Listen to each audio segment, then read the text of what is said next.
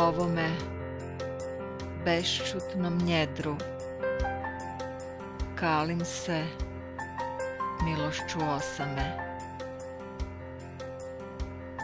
Uzgajam potmulu vječnost, prigrljena zlatnim zidovima.